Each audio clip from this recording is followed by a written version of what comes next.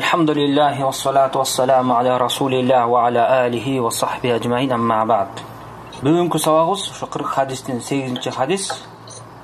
Бул хадисте Ибн Умар аттуу сахаба, Умар разияллаху анхунун баласы Абдуллах ибн Умар аттуу сахаба риваят кылат.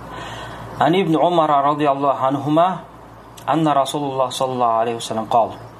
Алла Таала ал эки сахаба разы болсун, чындыгында пайгамбар саллаллаху алейхи вассалам мындай деп айтты деп риваят кылып атат. Умирту ан уqatila an-nasa hatta yashhadu an la ilaha illallah wa anna Muhammadar Rasulullah wa yuqimu as-salata wa yu'tu az-zakata fa idha fa'alu dhalika 'asamu minni dima'ahum wa amwalahum illa bihaqqi al-islam wa hisabuhum 'ala Allah.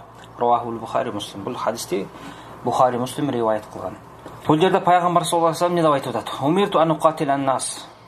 Мага адамдарга согуш ачканга буйрук келди, буйрук берилди деп атат. Демек ким? Алла Таала буйрук берип атат. Кандай абалда, кайсы убакта согуш ачкан жөнүндө айтып атат. Ошо адамдар хатта яшхаду ан ла илаха иллаллах ва анна Мухаммадар Расул. Адамдар ошо ла илаха иллаллах келмесин айтканга чейин жана ошондой эле намаз ла илаха иллаллах келмесин айтып жана пайгамбар саллаллаху алейхи вассалам Алла Тааланын элчиси деп көйлүк келтиргенге чейин жана намаз окуганга чейин жана зекет бергенге чейин адамдардын ошо аларга согуш ачканга буйрулдум. Фаида фаалу залика. Эгерде алар ошо Алла Тааланын жалгыздыгына, жалгыз өзү гана ибадатка татыктуу экенине көйлүк келтиришип, пайгамбар саллаллаху алейхи вассаламдын элчиси экенине көйлүк келтиришип, намаз окушуп, зекет беришкен болсо, фаида фаалу залика асому, анда алар менден өз жандарын, мал мүлктөрүн сактап калышты дейт. Асом минни димаахум. Димаахум деген мен кандарым деген сөз дейт. Бул жерде жандарын деген, каны жаны деген сөз. Димаахум амуалахум дейт. Илля бихакил, бир гана исламдын акысы эле калат, андан башкасын сактап калышты. Ва хисабухум алаллах азза ва жал. Жана алардын эсеп кысабы Алла Тааланын алдында. Мындайча айтканда, алардын биз сырткы көрүнүшүнө гана, сырткы амалдарына карап амал кылабыз, чыныгы, акыйкаты кандай экенин биз билбейбиз. Аны Алла Таала өз эсеп кысабын берет деп пайгамбар саллаллаху алейхи вассалам бүтүрдү. Мына бул жерде карасаңыздар, пайгамбар саллаллаху алейхи вассалам исламдагы согуштун максатын айтып атат. Качан болот, качанга чейин болот. Анан бул жерде ачык эле айтты. Эмне деп? Мына адамдар ошо ла илаха иллаллах келмесине көөлүк келтиргенге чейин, пайгамбар саллаллаху алейхи вассаламды пайгамбар деп тааныганга чейин жана алар намаз окушуп, зекет бергенге чейин аларга мен уруш ачканга буйрулдум. Буйрукту ким берген? Алла Таала.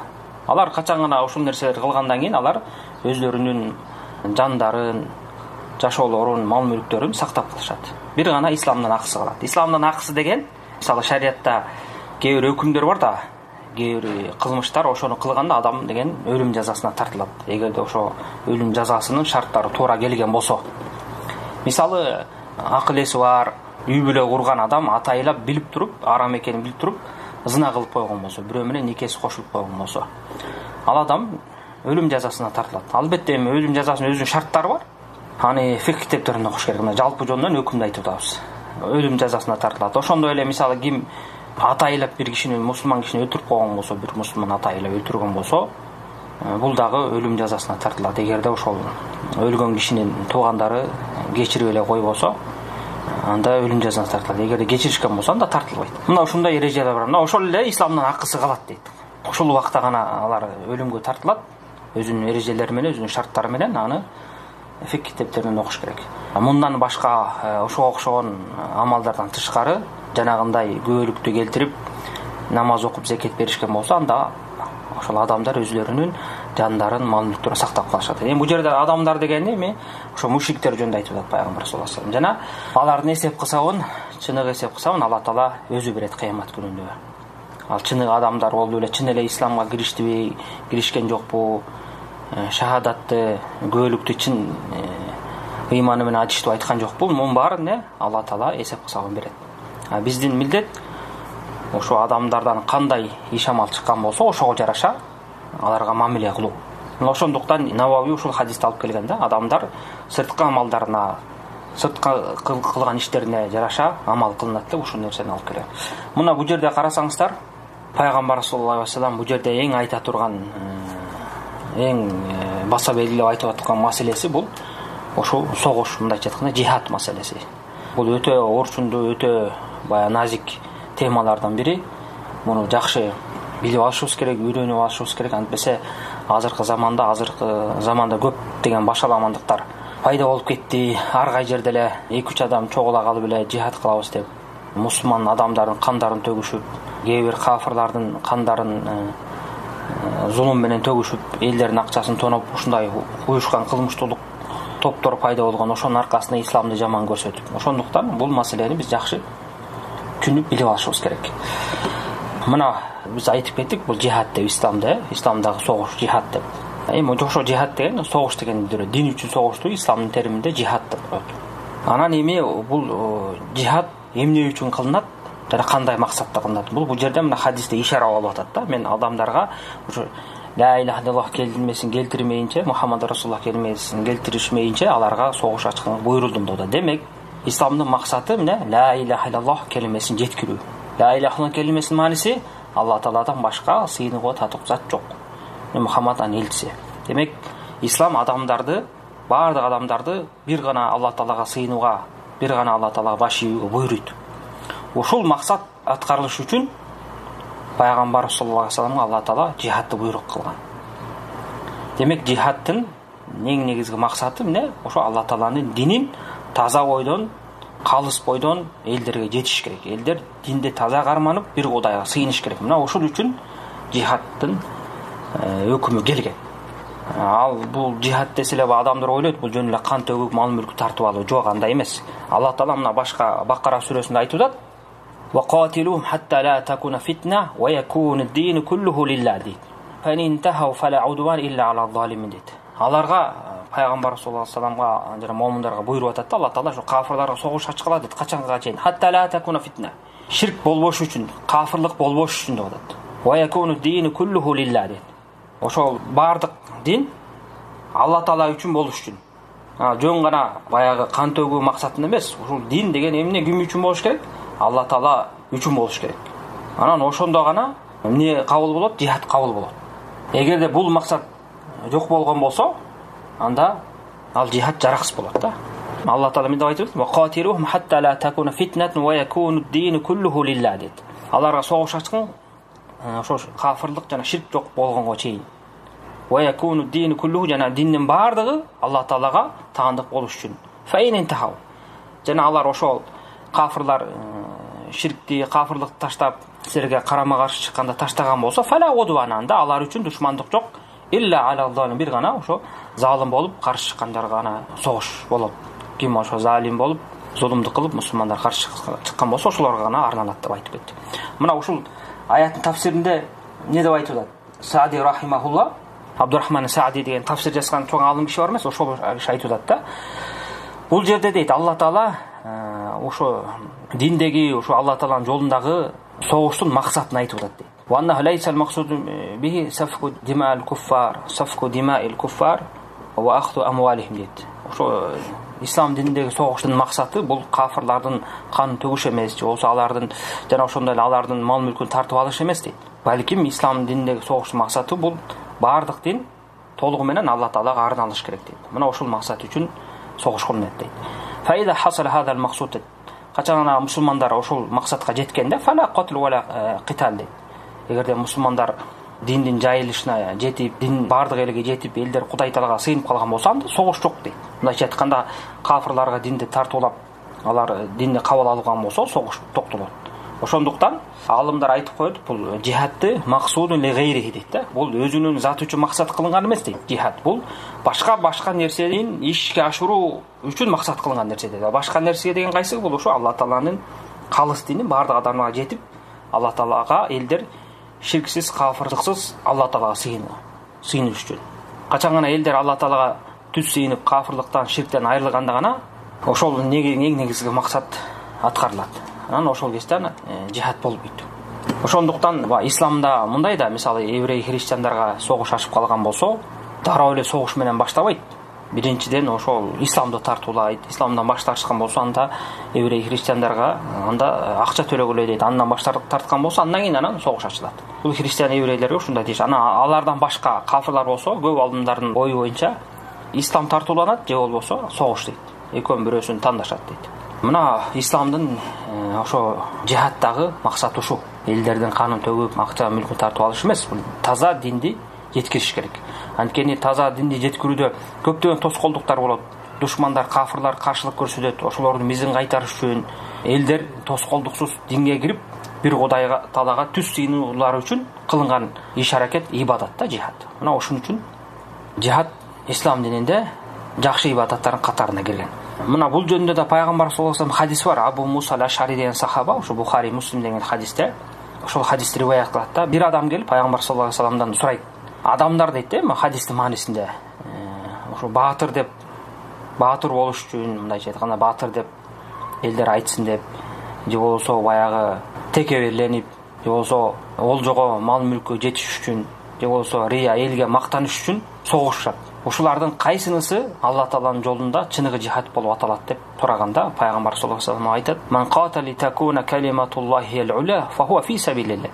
Ким Алла Тааланын сөзү, Алла Тааланын сөзү, келимеси бийик болсун, ошол өйдө көтөрүлсүн деп согушкан болсо, мына ошол чыныгы Алла Тааланын жолунда согуш дейт да. Эми Алла Тааланын сөзү бийик болсун деген сөзү ошо ла иляха иллаллах, элге жетип, элдер ошого амал кылып, Кудай Таалага түз сыйынсын деген максат. Мына ушундай максат болгондо гана бул ислам дининдеги анык таза жихад деп айтты. Демек ислам дининдеги жихад эмне үчүн болуш керек? Бул дин гана үчүн болуш керек. Мансап үчүн, жерди басып алуу үчүн, мал мүлктү тартып алуу үчүн, деги эле дүйнөнүн кандай кызык нерселер бар, ошол үчүн болбош керек. Бир гана калыс Кудай үчүн, таза дин элге жетиш үчүн гана болуш керек. Мына исламдын максаты ушундай. Эми исламдагы жихад бул эки түрдүү болуп бөлүнөт. Эки түргө бөлүнөт. Жихаду талап жана жихаду даф деп коет. Жихаду талап деген бул талап кылуу жихаты, жихаду даф деген бул коргонуу жихаты деген сөз. Эки түрдүү болот. Талап, жихаду даф деген талап дегени бул ошо мусулман башчылары баштап, ошо динди жеткириш үчүн өздөрү баштап уруш кылат. Ошону жихад дейт. Кафырларга барып исламды тартуулап, анан жанагындай шарттар менен эге кабыл албаса, ошолорго барып согушат. Коргонуу жихаты болсо, ошо кайсы бир мусулман өлкөсүнөн кафырлар кирип келген болсо, ошолордон коргонуп согушканды жихаду дафа дейт. Эми бул азыр эми бардык эле дүйнө жүзүндө бардык мамлекеттерде бар. Ошончо ар бир мамлекеттин өзүнүн армиясы бар, өзүнүн аскерлери бар. Ким душман бизге кол салган болсо коргонобуз деп баары эле айтат. Кафырлар дагы, мусулмандар дагы. Талап кылуу жихаты болсо, бул эми азыркы убакта жок. Анткени бул нерсеге мусулмандардын кудурети болуш керек. Кудурети болмоюнча ал нерсе кылынбайт. Ошол себептен азыркы убакта убактылуу мындай жихад жок. Андан кийин ушуга байланыштуу маселе, мисалы ошо талап кылуу жихадына. Муну бая биз тарыхтан карап көрсөк, ислам кыргыз тарыхында, Манас эпосунда мисалы неме деп коет да, чоң газат деп атап койгон.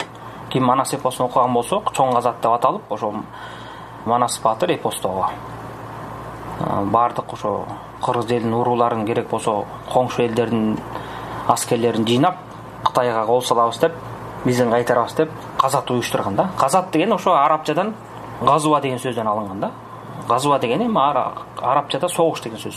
Эми кыргызчада чоң согуш, чоң жихад дегенди билдирет. Бул ошо жихады талап кылуу жихадына кирет. Анткени өздөрү барып калмак Кытайга кол салышканда, аларды биздин кайтарып. Мына ошо кыргыз тарыхында да ушундай нерсе кездешет. Эми бул жихадтын биз маанилүүлүгүн, исламдагы ордун жана эмне үчүн жихад шариятта келген, муну түшүндүк. Анан жихад деген бул чоң ибадаттардын бири. Бул Алла Таалага ошо динин жеткириш үчүн кафырлардын мизин кайтарып, Алла Таалага жакындоо болуп саналат. Бул чоң ибадат. Жана ошондой эле ошол бул ибадаттын көптөгөн артыкчылыктары бар, көптөгөн хадистерде баяндалган. Жана ошондой эле бул ушул жихад ибадатынын башка ибадаттар сыяктуу эле намаз, орозо, зекет, даарат сыяктуу эле өзүнүн шарттары бар да. Эгерде ошол шарттар аткарылбаса, анда ал жихад жараксыз болуп калат. Мисалы, намаз окуш үчүн намаз окуй турган адам эмне кылыш керек? Ниетин оңдош керек, даарат алыш керек, окуган жерин, кийген кийимин тазалаш керек, кыбланы табыш керек. Эгерде бул шарттар болбосо, атайын таштап салса, ал жараксыз болуп калат намазы. Ошондой эле жихадтын дагы өзүнүн шарттары бар. Жөн эле бар, согуш болсо эле баягы жихад деп саналбайт. Анан мунун эң негизги шарттарынын бири эми ошо кээ бирөөсүнө токтололу. Мусулмандардын кудурети болуш керек. Ошо мүмкүнчүлүгү болуш керек жихад кылганга. Айрыкча жанагы талап жихадын. Эң негизги шарттары. Анан экинчиден жанагы ыхластуулук болуш керек. Дин үчүн, жана башында айтып кеттик, ошо Алла Тааланын динин жеткирүү үчүн болуш керек. Байлык, мансап үчүн болбош керек. Анан ошо эң негизги шарттарынын бири, ушул шартка биз кененирээк токтолобуз. Жихад бул мусулмандын башчысынын кол астында болуш керек. Ошонун баштоосу менен болуш керек да. Мына бул эң негизги шарттарынан бири.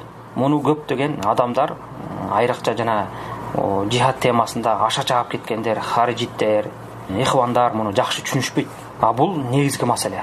Жихадты ким баштайт? Жихадты карапайым адам өзү билип эле же топтола калып эле бир уюшкан топтор баштабайт. Муну мусулман өлкөсүнүн башчысы, бизче азыркы тил менен айтканда президенттер, өлкө башчылары, хандар, ошолор башташ керек.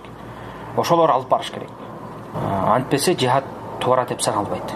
Жихадтын эки түрүндө тең ошол мусулман башчыларынын рухсаты менен, ошолордун баштоосу менен болуш керек.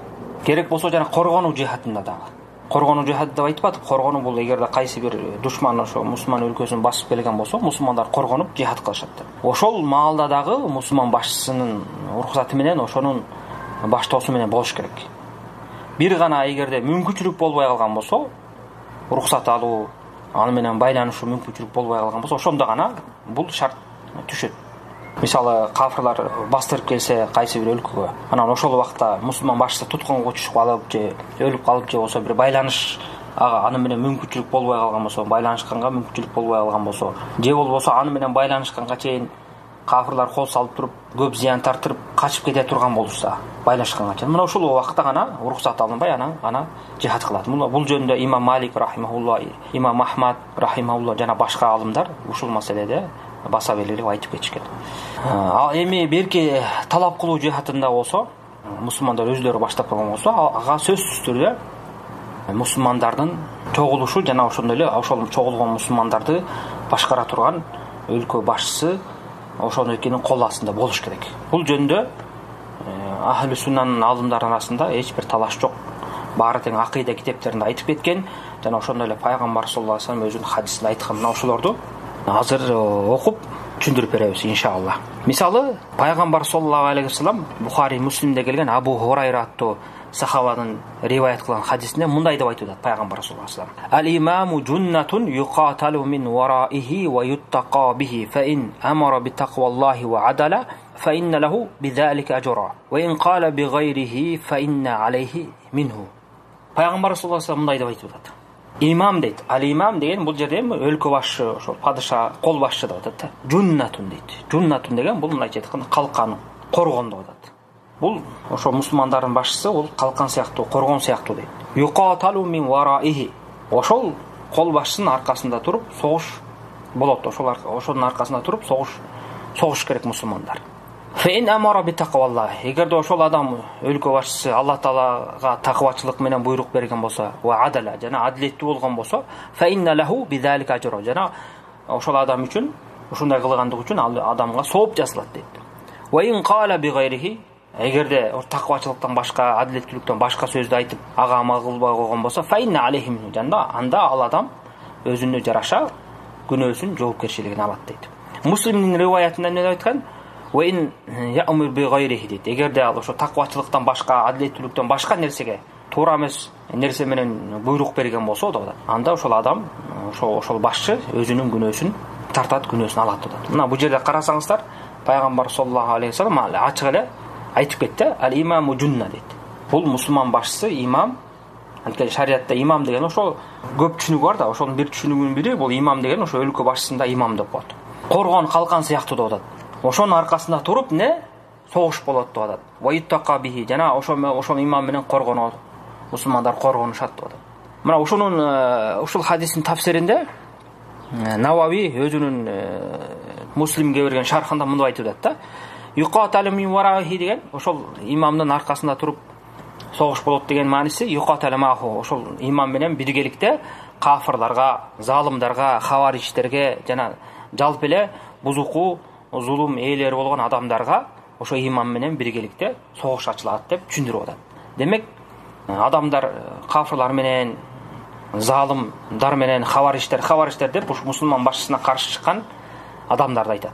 Васайрахил фасад жана бузук кылган каракчылар, элдерди тоногондор, элдерге зулум кылгандарга карата согуш ачылганда, элдер эмне кантип согушат? Ошо имамдын буйругу менен, ошо имамдын башчынын, өлкө башчысынын буйругу менен ошол аркылуу аларга согуш ачат деп мына бул киши ошол хадисти мына тафсирлеп айтып кетти. Бул жерде ачык айкын түшүнүктүү болду. Пайгамбар саллаллаху алейхи вассалам бул хадисте түзмө-түз ачык айкын билдирди. Демек, согуш ошо мусулман башчысы менен биргеликте болот. Бул хадиске эч ким каршы чыга турган да акысы да жок. Ошондуктан мына ахли суннада бардык алымдар айтып кетишкен, бул жихад деген мусулмандардын башчысынын кол астында болот. Ошол баштаса болот. Ошол жихад бар десе бар болот, жихад жок десе жок болот. Ошолор чечет деп айткан.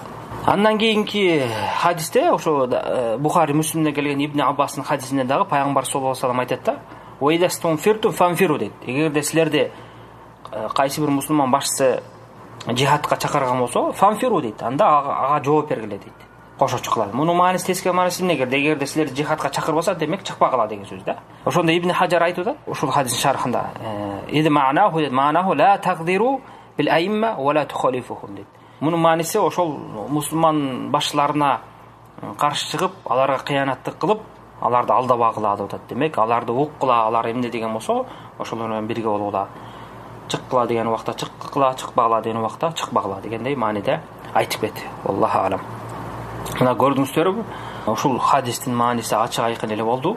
Мусулмандар эмне кылыш керек?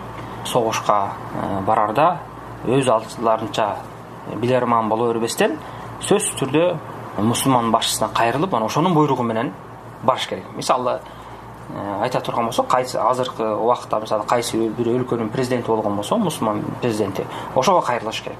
Анткени адамдардын деле түшүнүгүндө ошондой да, азыр ар бир өлкөнүн жана армиясы, аскери бар деп атып, демек ошол аскерди, армияны ким башкарат? Өлкө башчысы башкарат. Кайсы убакта буякка баргыла десе барышат, барбагыла десе барбалат, даярдангыла десе даярданышат. Мына ошондой да. Демек, бул көп эле түшүнүктүү, акылдуу адамдардын түшүнүгүндө ушундай нерсе. Ислам дагы ушул нерсеге чакырат. Ислам эч качан башаламандыкка чакырбайт. Торуктуулукка, тынчтыкка, тартипке чакырат. Анткени жихад маселеси бул жөнөкөй адамдарга ташталган болсо, каалаңарды кыла бергиле десе, анда бул башаламандык башталат. Ар ким өзү билип, жөндөн жөн гана зулумдук менен кан төгүлөр баштайт. Жихаддын мааниси кетет. Ошондуктан ислам мындай башаламандыкка жол берген эмес. Ошондуктан ушундай тартип коюп, пайгамбар саллаллаху алейхи вассалам ушун тартиптеп кеткен. Ана мунун аркасында биз эмнени билип атабыз? Мына азыркы заманда ар кай жерге чогула калышып эле кафирларга согуш ачабыз, алар менен согушабыз, бизге зулумдук кылып атат, аларды биздин кайтарабыз деп эле ар кай жерден аларды өлтүрүп кетип, же уюша калып бир жерде жардырып ийип, ушундай иштер, мунун баары тең кылмыш. Исламга таптакыр жакындабайт. Мунун баары тең туура эмес. Ошону көбүнчө кылып аткандар булар хавариштер. Исламдагы адашкан агымдардын бири. Булар башаламандык кылып исламга пайда алып келип эле, булар зыян алып келип атышат. Ошондуктан мындай нерсе өтө туура эмес. Мына мындай окуялар көп эле болбоду, Афганистан башталганда ошондой болушту. Андан кийин Ирак башталганда, Ирактагы согуш, ошакка барабыз деп өздөрү эмне кылып, андан кийин Сирия, мына анын натыйжасы эмне болду? Мунун баарынын натыйжасы эмне болду? Көптөгөн адамдар өздөрүнүн мамлекетинен, мамлекет башчысынан рухсат албай, алардын рухсатсыз эле өз билимди кылышып барышып ошол жерге согушабыз деп, же согуштан дайыны жок, же диндин пайдасы жок, эч нерсеге жетишпей, өлгөнү өлүп, түрмөгө түшкөнү түшүп, тентигени тентип, жок болуп, балдарын жетим калтырышып, аялдарын жесир калтырышып, жок болуп кетишти. Мына булардын эң акыркысы эле мына Сирия маселеси болду. Сирия маселесинде кандай болду? Мына Кыргызстандан көптөгөн жаштар кетип калышты, кээ бирөөсү үй бүлөсү менен кетишти, азгырылышып, ушундай туура эмес максатты көздөп алышып, ар кандай интернеттеги жалган чакырыктарга, жалган тиги сөздөргө ишенишип, ошонун аркасында алар барып курманга чалынышты да. Эч бир пайда табышкан жок. Ана Сириянын кейпин көрүп атабыз. Же аякта татынакай бир дин орногон жок, же адамдардын жашоосу, дүйнөсү оңолгон жок. Балким Сирия мамлекети талкаланып жок болду, көптөгөн шаарлар кыйрады, мусулмандардын каны төгүлдү, мусулмандар кор болушуп, Европа же башка жакка тентишип, ошак жактагы кафирларга кор болушуп, шылдың болушту. Мечиттеринде намаз окулган мечиттер талкаланды, мечиттер жабылды, эч бир пайда тапкан жок.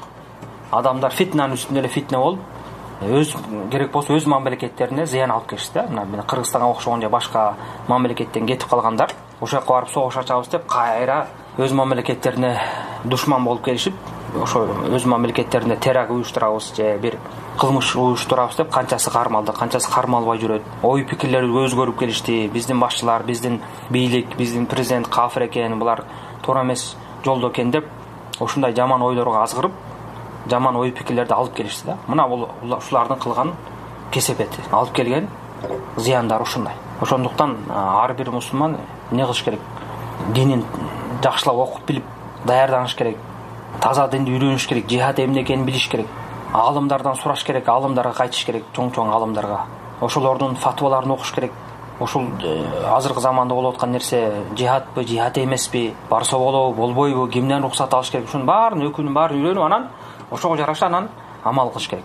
Мына ушул сира маселеси боюнча ошо аябай убагында катуу күчөп турган убакта ошо чоң алымдарыбыздын бири Шейх Салих аль-Фаузан ошо Сирия маселеси жөнүндө суралганда, Сирияга барбагыла, ал жерде фитне болуп атат деп фатва берген да. Аякта жөн эле согуш, аякта жихад жок деп. Ошондо жанагы бул маселеде, жихад маселесинде адашкан хавариштер, алардын куйруктары, ихвандар, хизбилер, ошолордун таянган адамдары, алым сөрөйлөрү ушул сөзгө арданышып, шейхти кыйытып, жамандашып, кээ бирөөсү шылыңдашып чыгышкан. Ушундай деп айтат, мындай деп, бул сөздүн өзү фитне, бул алымдар өздөрү фитне кылып атышат деп ушундай жамандап чыгышкан да. Алхамдулилlah, Алла Таала мына убакыт менен көрсөтүп койду. Мына канча убакыт өткөндөн кийин ошол алымдын сөзү мына туура чыкты. Анткени алымдар алар Куран сүннөттүн негизинде сүйлөшөт. Алар эмоциясына, өздөрүнүн акылдарына таянып сүйлөшпөйт. Булар ошо диндеги маалыматка таянышып, диндеги далилге таянышып сүйлөшкөн. Анан натыйжасында эмне болду? Чын эле фитне болду. Эч бир жакшылык келген жок. Кан төгүлдү, элдер арга жака тентиди, дин да орногон жок, дүйнө да орногон жок. Балким Сирия ошо кафир мамлекеттердин мындайча айтканда көмөчүнө бир очогон айланды да. Ошолор келип Сирия мамлекетинин байлыгын, өкүмүн башкарып көзөмөлдөп калышты. Мына ошо жанагы жихад деп кыйкыргандардын пайдасы ушул болду. Албетте бул чоң зыян. Ошондуктан мына ушундай нерселерге өтө биз сак болуп көңүл бурушубуз керек. Андан кийин мына сөзүбүз улай эле дагы айта кетели. Мына башында айтып кетпедикпи, ахли сунна алымдары тең бар, алымдардын баары акыйда китептеринде баса белгилеп кетишкен да, бул жихад мусулман башчынын кол астында болот деп баса белгилеп кетишкен. Бул ахли суннанын бир ооздан кабыл алынган маселеси да. Буга ким каршы чыккан болсо, демек ал ошо адашкан топтордон болот, же ошолордон таасирленгенден болот. Мисалы ошолордун кээ бирөөсүн айтып кетели. Мисалы Имам Ахмад өзүнүн Усулу Сунна деген китебинде мындай деп айтып атат. Wal ghazwu madin ma'al amiri ila yawm al-qiyamati al-birri wal-fajir дейт. Бул жихад кылуу, бул казат кылуу дейт. Амири менен, мусулман башчысы менен дейт. Биргеликте мусулман башчысы менен биргеликте жихад кылуу бул кыямат күнгө чейин созулат деп атат. Мейли ошол башчы амир бир мындай жакшы адам болсун, таква адам болсун, же болсо фажир, жаман бузук адам болсо дагы дейт. Ага карабастан ошол адамдын аркасында туруп, согуш ачылып, ошол адам менен эмне деген болсо, ошонун желегинин астында согуш болот деп, кыямат күнгө чейин болот деп Имам Ахмад айтып кетти. Мына көрдүңүздөрбү? Имам Ахмад бул жерде башаламандыкка үндөгөн жок. Бул ахли суннанын акыйдасын айтып атат бул жерде. Демек, согуш ким менен болуш керек экен? Мусулман башчысы менен болот. Андан кийин мына Тахави, Абу Жафар Тахави деген бул Ханафи мазхабында чоң алымдардын бири, муну өзүнүн акыйда китеби бар, белгилүү бардыгы. Ошол киши мындай деп айтып атат акыйдасында. Wal hajju wal jihadu madiyan ma ulil amri min al muslimin birrihim wa fajirihim ila qiyam as-sa'a la yubtiluhuma shay'un wa la yanquduhuma. Ажылык кылуу, жихад кылуу мусулмандардын башчылары менен бирге, мейли ошо мусулмандардын башчылары бир болсун, жакшы адам болсун, жаман адам болсун, кыямат күнгө чейин ушундай болот деп атат да. Демек, кыямат күнгө чейин мусулмандардын башчылары менен жихад кылуу жана алар менен биргеликте ажылык кылуу бул кыямат күнгө чейин созулат. Ла юптилихума шай'ун ва ла янқудум. Ал нерсени эч ким жокко чыгара албайт, дагы эч ким четке кага албайт деп атат. Жихад менен ажылыкты айтып атат. Мына көрдүңүздөр, бул киши дагы ачык айкын айтып кетти. Бул жихад маселеси, ажылык кылуу маселеси мусулмандын башчысы менен биргеликте болот. Ошол киши баштап барат деп мына ошондой мааниде айтып кетти. Андан кийин мына Абу Усман Сабуни деген чоң ахли суннан алым болгон. Бул өзүнүн Акидас салаф ва асхабул хадис деген китебинде мындай деп айтып атат. Яра асхабул хадис дегенде ахлу суннаны айтып жатат да. Хадис ээлери дейт. Ярал жумата вал айдайн ва гайрахума мин ас-салават халфа кулли имамин барран кана ау фажира дейт. Ахлу сунна дейт. Жума намаздарын, эки айт намазын жана ошого окшогон башка намаздарды окууну кайсы имамдын аркасында болбосун окууну туура деп билип, ошону акыйда тутушат деп атат. Халфа кулли имамин барран кана фажиран. Ошол мейли ошол башчы жакшы адам болсун, же ал жаман адам болсо да, бузук болсо дагы, ошол адамдын аркасына туруп намаз окууну ахлу сунна туура деп билет. Ва ярауна жихад аль-кафарату махум. Жана ошондой эле кафирларга жихад кылууну дагы мусулмандардын башчылары менен биргеликте кылууну туура деп билишет. Ва ин кану жавара ва фажара. Мейли ошол мусулман башчылары залым болушун, зулум кылган адамдар болушун, фажара, бузук адамдар болсо дагы, алардын аркасына туруп намаз окуганда алар туура деп билишет. Алар менен биргеликте жихад кылууну алар туура деп билишет дейт. Жана ошондой эле ва яруна дуа алахум. Жана ошондой мусулман башчыларына дуа кылышат. Эмне менен бил ислах. Ошо мусулман башчылары оңдошсун. Ва тавфиq, аларга ийгилик берсин Алла Таала деп. Ва салах, жана өздөрү оңолсун деп. Ва бастыл адли фи раи. Жана ошол мусулман башчылары өздөрүнүн элдерине адилеттүүлүктү орнотушун деп ушинтип жакшы дуа кылышат алар үчүн дейт. Харижиттердей ихвандарга окшоп карама каршы дуа кылышпайт, алар жок болуп кетсин, өлүшсүн деп. Балким ошо мусулман башчылары эгерде зулумду кылып залим падышалар болгон болсо, ошолор оңолуп кетсин деп Алла Таала дуа кылышат дейт. Оңолушун, аларга ийгилик келишин, мусулмандардын арасында адилеттүүлүктү жайылсын деп ушундай дуа кылышат дейт. Мына бул ахлу суннанын акыйдасы. Мына көрдүңүздөрбү? Бул киши дагы ошол кафирларга жихад кылуу дагы ошо мусулмандын башчылары менен биргеликте болот да. Бул да киши дагы баса берилип айтып кетти. Андан кийин Ибн Таймия, ахлу суннада чоң алым, Al-Wasitiyya деген китебинде, Акида Васит деген китебинде деп айтып атат. Ва яруна има иқаматал хаджи вал джихади вал джумаи вал а'яди мал умара абраран кану ау фуджара дейт. Ошо ахлу суннанын акыйдасын айтып келип, не деп атат? Ва яруна иқаматал хаджи вал джихад дейт. Ахлу сунна дейт. Ажылыкты өткөрүүнү, жана жихад кылууну, жана жума намаздарды окууну, айт намаздарын окууну мусулмандардын башчылары менен биргеликте кылынат деп ушул нерсени билишет. Ушундай этикат кылышат деп атат. Маал умара дейт. Ушул ажылык, жихад, айт намаздар, жума намаздарды амирлер менен, мусулман башчылары менен болот деп ушуну этикат кылышат. Абраран кану ва фуджара. Мейли ошол мусулман башчылары жакшы адам болушун, адилеттүү адам болушун, же болбосо алар бузуку жаман адам болушса дагы ошого карабастан ушул нерселердин баары тең ошо мусулман башчылардын аркасында, ошолордун жетегинде болот деп ушундай акыйданы карманышат деп мына бул киши да ачык айкын айтып кетти.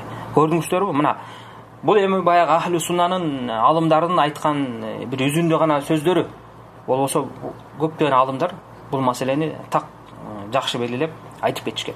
Мына ушу 4 алымдын сөзүн алып келдим. Ушунун сөзүн байкасаңыздар, баары тең сөздөрүндө эме деп айтып кетип атат. Ошо мусулман башчылары жакшы болсун, жаман болсун, адилеттүү болсун, бузуку болсо дагы ага карабастан ошолорго баш ийип, ошолордун аркасында туруп намаз окулат, ошолор менен биргеликте жихад кылды деп баса белгилеп кетиш. Көрдүңүздөрбү?